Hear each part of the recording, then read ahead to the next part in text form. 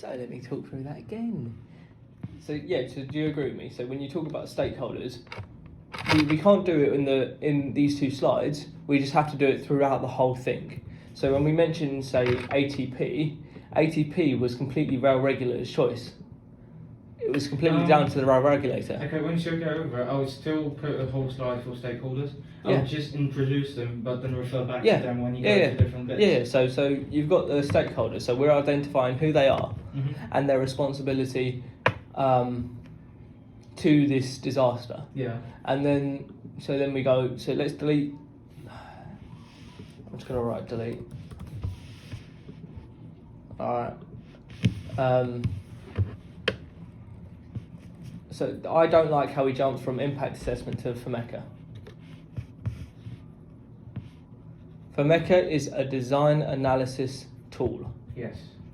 Yes? Yeah.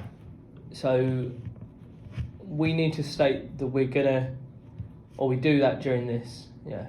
So now that we understand the problem, we decided to start from square one and use a FMECA as a design analysis tool use a FMECA in the design scenario in 1998. So that's what we're doing with this. So that's where we're taken from this, and then we can say, so then we'll go over to our FMECA. What the fuck is it?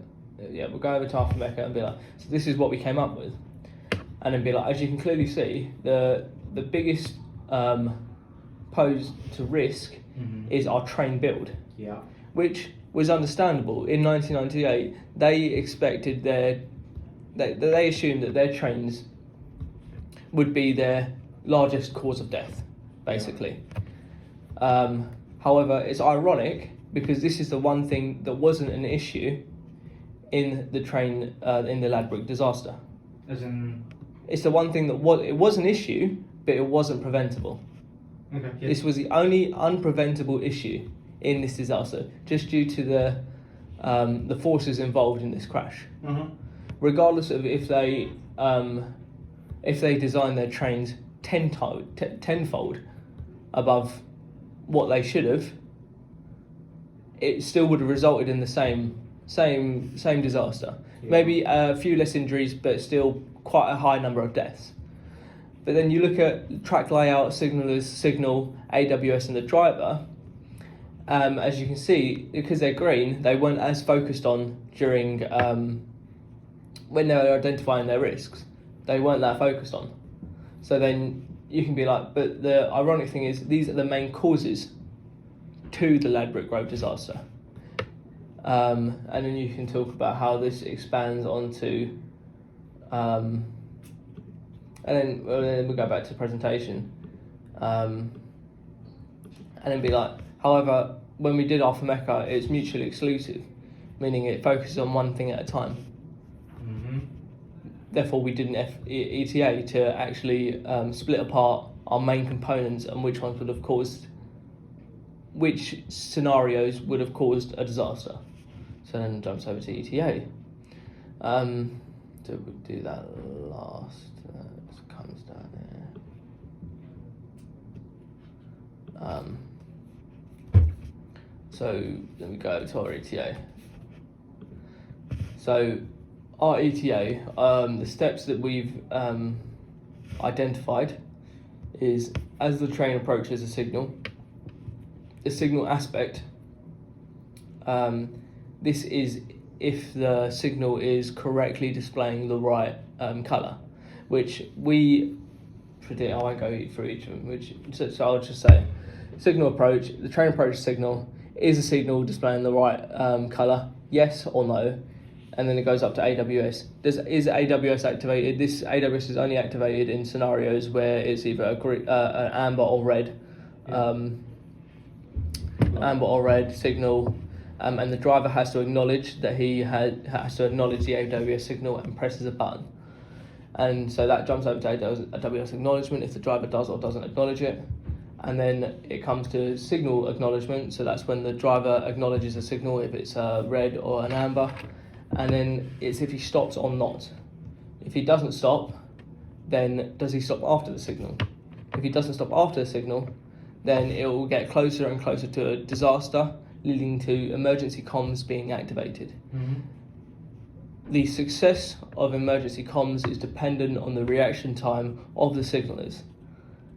This is why the what are these called? The statistics on them are very varied and very high on the negative side.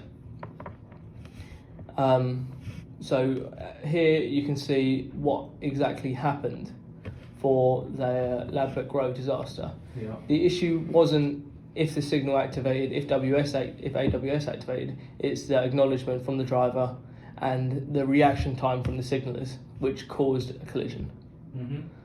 Let me go back to Ladbroke. Talking through that slide is going to be real difficult. You need to make sure you're very fluent. Yeah. Because there It's is so fucked. much to go through. Yeah, and so much right shit and wrong shit, because that's Yeah. like 2 minutes right there. I would. Dumb it down. I'll go have a speech thing anyway. Okay, so then we go to. So from this ETA, we developed a list of impacts due to this Ladbroke Grove disaster. Or from this research, we developed this. Environmental issues, this many litres of this many emissions. If it had been a freight, we would have been fucked.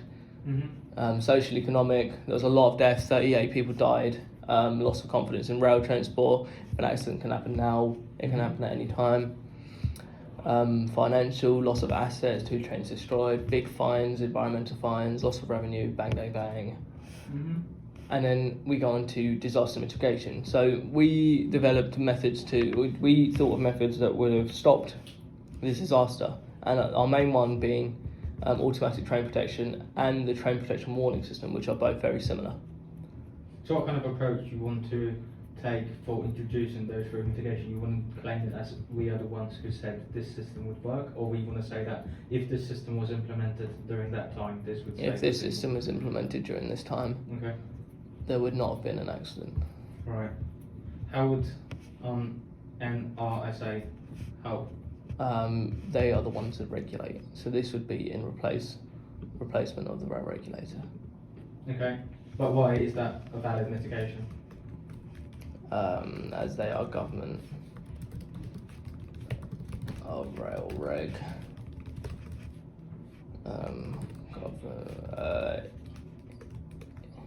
Industry authority. I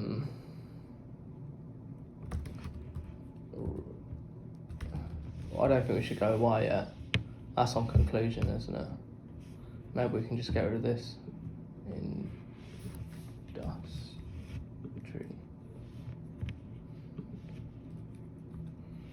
I had a big one to put on here, but I've forgotten it now. ALOP and BATNIC are 2 big things we should include on this. But wasn't the previous build already to ALOP or the previous system? Technically, yeah. The report said that everything was carried out as per ALOP. Yeah. What was BATNIC? Best available technology, not exhaling excessive cost. Okay. Entailing. Was BATNIC then? No, because they already knew about ATP. BATNIC is basically goes on to our. Was it cost effective to implement the safety, extra safety to say? And it wasn't. It wasn't because the probability or the risk of having such high risk collision was close to 0 back then. Based on the data we had, they could potentially systematically saying that it's just worthless doing it back then. That was the fastest walking pace I could have done. Did you make it? Yeah. I had to go up, had to find a lift and give it to him. He was like already talking to some woman who was about to send him in. I was just like, chucked the papers. Just went. Okay.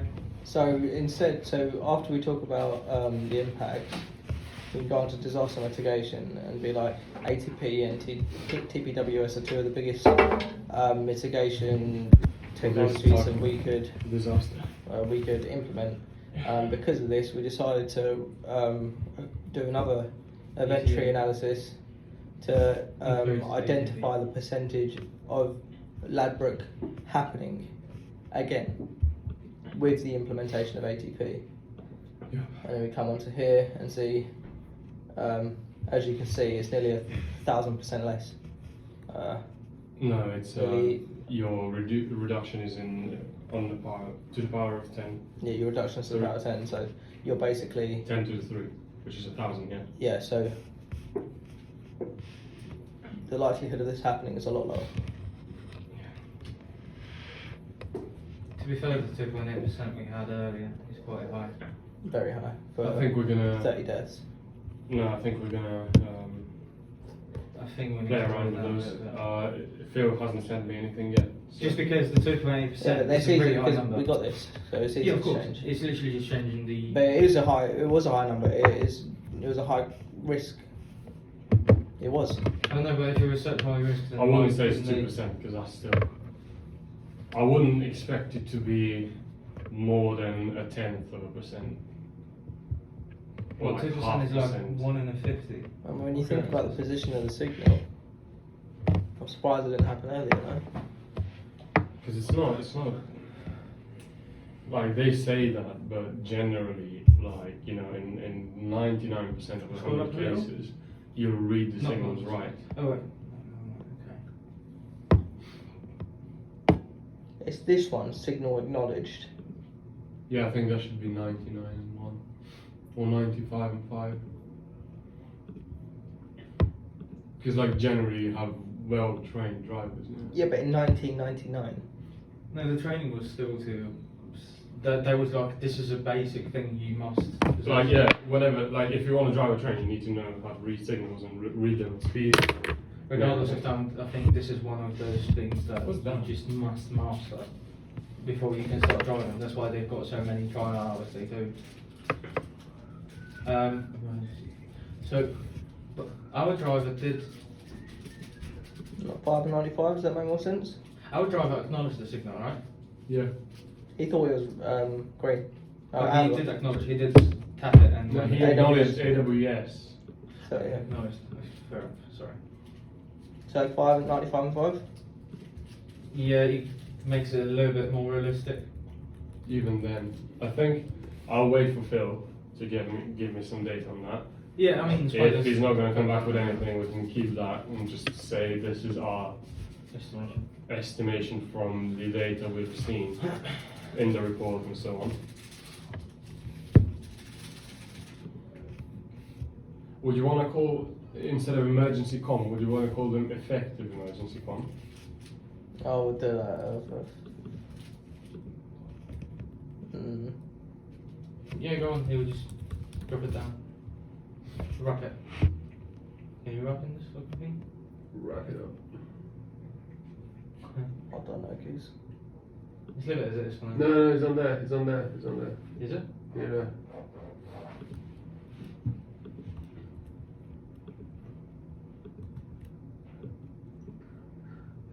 You're not going to just double click so it makes it the right size. Oh, I need to stop recording because that's